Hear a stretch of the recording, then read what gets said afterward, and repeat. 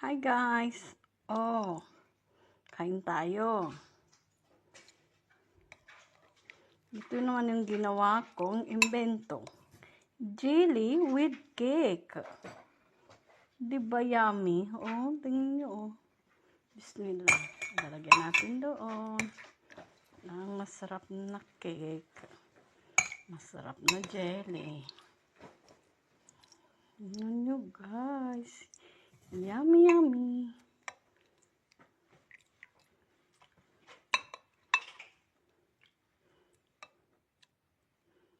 Super yummy. Imbento, yummy.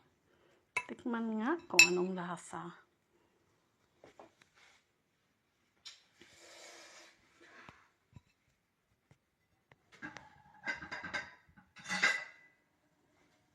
Tikman natin. Ito siya guys. Sarap talaga.